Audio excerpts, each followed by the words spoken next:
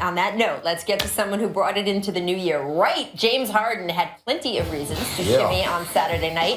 He accounted for 95 of the Rockets' 129 points Knicks. in their win over the Knicks. And I know you've seen the stat line already, but it's like church on Sunday. We're repeating it anyway. 53 points, 17 assists, 16 rebounds. And oh, by the way, Houston is one of 3 Western Conference teams with single digits in the loss column. So Stacks, talking about presumptive favorites versus teams making a move. Here's another conference. Here's another look at it.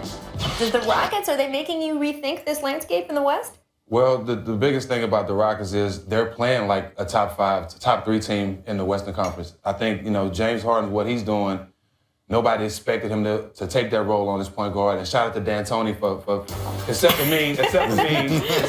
he's the only one that thought that. But the only thing is, Rachel, it looks good for the regular season. Oh. He's not going to be able to do that in the playoffs. The defense is going to change. They're going to take the ball in his hands. Other guys are going to have to win. Right. Regular season and playoffs is totally different. And I think now for the Rockets to be successful going forward, they need to start letting other guys learn how to make plays, because come playoff time, they're going to take it out of James' hands. I promise. I agree 100% with that. The defenses are going to trap him a lot, and they're going to get the ball out of his hands. But he's such a good passer. He is a good passer, but if they're trapping you high and further away from the basket, it turns from one pass into a shot to one pass into someone else having to create something. And denying him to get the ball back. And denying him to get the ball back. That's absolutely right. But at the same time, like I said, man, you got to put yourself in a position, because you never know who's going to slip, who's going to kick somebody, who's going to get suspended. You want to be there. You don't want to say, well, since I'm not good enough to beat that team at full strength, then I might as well not try. And right now, Houston's doing a great job. Do you think Harden's getting credit for as good a season as he's having, or do you think people are saying, oh, it's the system, it's D'Antoni? If you're a hater, if you're not giving him credit. That man doing all that work, he's balling out. He's probably tied with Russ for MVP right now in my mind. If you think it's easy, then you go do it. Pretty much. And by the way, Mike D'Antoni's coached a few teams recently. We have not seen anyone play like this in his Shout out to Beard. By the way, I just want to point out, a lot of times people, when they want to criticize the Rockets, they talk about their defense. They have been phenomenal defensively. Defense is getting better. Since Patrick Beverly came back. Yep. And even the young guy, number 5, I can't remember his name, from Louisville. And Montrezl Harrell. Montrezl Harrell. He's playing well. But I would say, even James Harden is not doing the I'm watching somebody walk by me anymore. I think you got to give him credit for that. It's an improvement. Before we leave the subject of the Rockets, I do just have to give it up for Mike D'Antoni's post-game quote after playing the Knicks. Quote, if the triangle hit me upside the head, I wouldn't know what it was anyway. It's upside the head. Right, he's right though. Right? I mean, come on. I mean, he also said the Knicks are playing better, playing well. He sort of softened it. But I mean, is this quote from Mike D'Antoni funny or just really funny? Really funny. I love it. I love every time people dig at Phil. It reminds me when our very own Jeff Van Gundy, way back in the, remember this one, Rachel? Big Chief Triangle. Mm-hmm. They called Phil Big Chief Triangle. I love that, man. I'm just sipping my tea over here. Everybody, but you know what? If you play basketball, everybody runs a triangle. That's early offense. Yeah. Everyone runs it. Yeah. So I definitely understand what D'Antoni's saying. Everybody runs offense. Phil just take credit for it. We're doing that quote there. 2017. Welcome to 2017. Alin's wearing a suit and Stacks is back. We have to take a quick break, but stick with us. Terrell Owens is coming to hang out with us and discuss some New Year's resolutions for the NBA. Amin has some ideas for certain players, so stay tuned.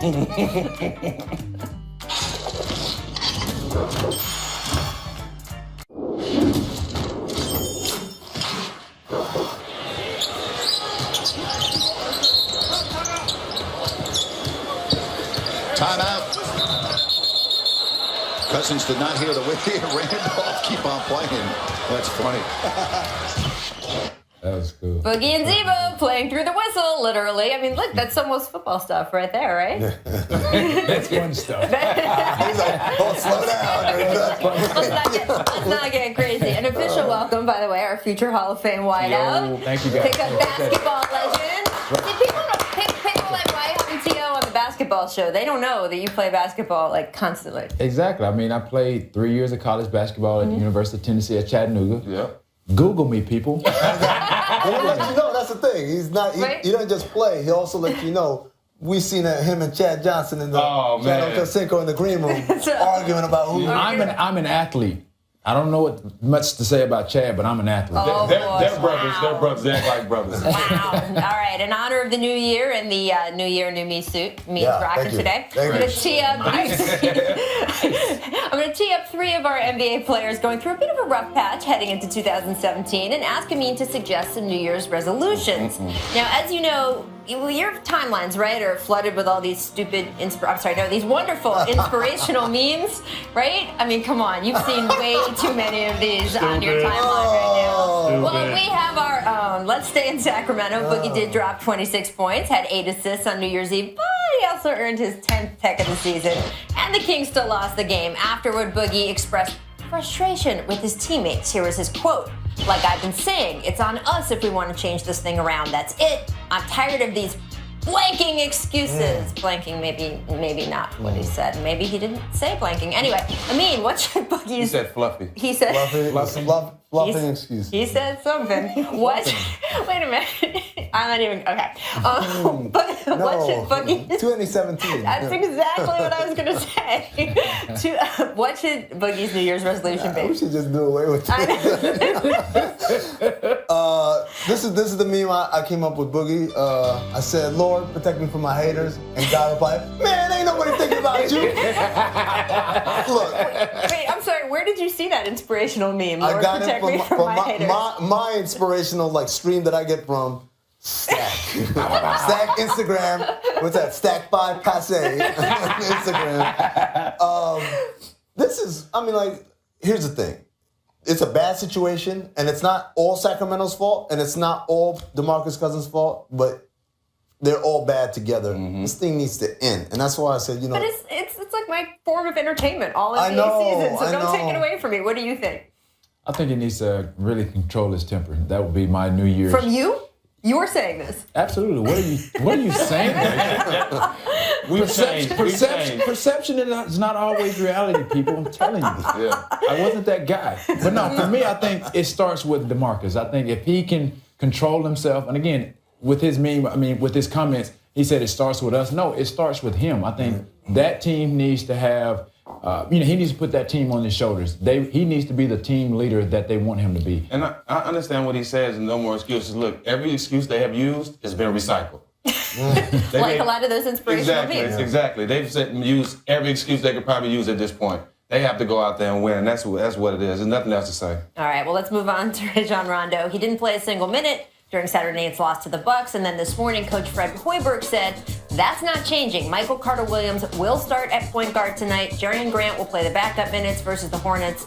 Rondo reportedly interested in a trade if this continues. So, Amin, what should his New Year's resolution / inspirational poster First be? of all, I want to point out that I'm interested in winning Powerball if that's also available. But Rondo should be always will open new doors. Oh, knowledge dart. Nice. I like how he's pointing away from the door in this picture. So Rondo, this is his fourth team, his fourth coach in 4 years. And every single last one has ended poorly. The best one that he ended was Boston, and even then they were kind of pushing him out the door. At some stage, he's got to realize, look, it ain't everybody else's fault. I have to blame in some of the things that are happening in my life. I say his New Year's resolution is to work on that jump shot. I'm just telling you, if he works on that jump shot, then he has more chances to be on that floor. I mean, nobody can underestimate what he does as a point guard, his passing ability and what he can do. But I think if he has a consistent jump shot, he's into that rotation more often than not. But Rondo is successful when he has a athletic big man. He doesn't have that. Right. Him and Cousins play way together. Boogie, right? Work. They play well together. Him and Garnett play well together. I'm gonna use one of the stats line. They play well together, him and Boogie, but they ain't win. They didn't win, and that's the same thing in Chicago. He's not going to help them build a winning team. I love Rondo. He's an old-fashioned point guard, one of those point guards that can get the team going and get everybody the ball. But as far as shooting and scoring, he's not that point guard. He's Chris Paul without the offense. Exactly, and that's what he needs to be to be on that. More of like the Lord's Prayer than a resolution. To be on that, He's still a starter. He's still a starter. Yeah, exactly. To get on that court, that's what he needs to do. All right, finally, we have Doc Rivers, who is hoping to snap the Clippers' 6-game losing streak tonight at home against the Suns. Now, on Friday night, his son Austin was ejected after appearing to make contact with official JT Orr. Doc, well, that's a lot of unprintable words. Doc then ejected for complaining about Austin's ejection. And I mean, I am frightened to ask you this, but what should their New Year's resolution be for the Rivers family? I want to point out the original one that we're going to use. I felt bad and I vetoed it. You felt bad? That's in the after it was that show. bad. That's on the internet. Exactly. That's for the paywall. No, the one we came up with was inspiration hides in the strangest places, like free agency or draft or player development or any of the things that a GM is supposed to do when you run an organization well. They bolstered the bench this offseason. Really? Is that bolstering? Yes. You think that's bolstering? Look, you gotta compared to last year, sure, but like compared to other NBA benches, yeah, you cannot say first of all that they are not improved in that area. And also, let's just be a little bit honest. You don't take Blake Griffin and Chris Paul off the floor. You can't expect this team to be what they are with those guys on the floor. You pay them for a reason. They weren't really doing that well with both of them on the floor either.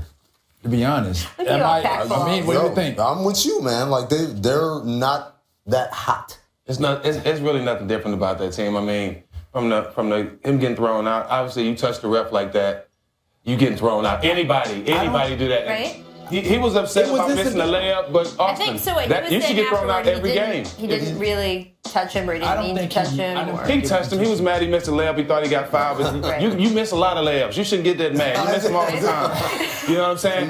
The thing with Doc Rivers, I think he really was trying to figure out why his son got kicked out, and he got really emotional about it because he felt it wasn't fair why he got kicked out. Hey, your son really touched the referee. He deserved to. I got kicked out for less. I think it was incidental. He swung his arm. The ref happened to be there. Again, you don't supposed to touch him. I think again that should have been something. I think the ref went too far. I mean, at least after a whistle or something, go over and talk to him or whatever. Right. I can see the Austin ejection, even if you didn't mean it, you can't do it. Right. But the Doc ejection again falls into the "you hurt my feelings" technical foul. Like, helicopter dad. Oh, come on. Doc can only help. Right? He can only hope for a healthy roster at this point and really find a lineup really that's conducive to Blake's talents. Oh, you want them to make changes? That's a whole other segment. I'm just saying. I mean, you watch the game when Blake is in there, the offense stalls a little bit because he goes to that 15-foot jump shot. They need an offense where they can move around a little bit. Like I said, it needs to be conducive to his athletic ability. All right, fixing the Clippers roster will be our second after the Internet After Dark segment, because that could be another 2-hour show. All right, we want to thank T.O. for joining us today. You'll come back, right? Absolutely. We're going to take a quick break, but before we go, it is time for our distant replay from this date in 2009. 2009 is not that distant. Nah. All right, but still, take a look. Is this a Vince Carter one again? No? Yeah, I knew y'all were going with this one. Oh, come on. That's too much fun. Okay, foul to fall. I told you. Okay, a 7-footer with a guard in that body. He wants to be a guard. Who that, C.J. Miles? C.J. Miles just ran out the picture. Now you're going to tell me...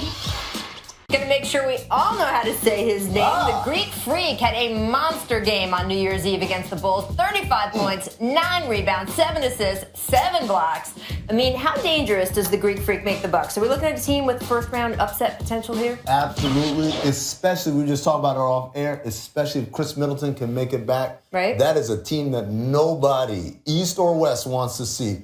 They play the Warriors tough. They play the Cavs tough. I love the Bucks. Jabari Parker. I'm sorry. Greek Freak is definitely the best player on their team, but Jabari Parker. The compliment is. They complement each other great. Jabari Parker's going to be a big reason why they win, but the Greek Freak, the sky's the limit for this kid. I love him. Well-rounded. They get up to that number 6 slot, and all of a sudden we're talking about a very interesting scary series, team. right?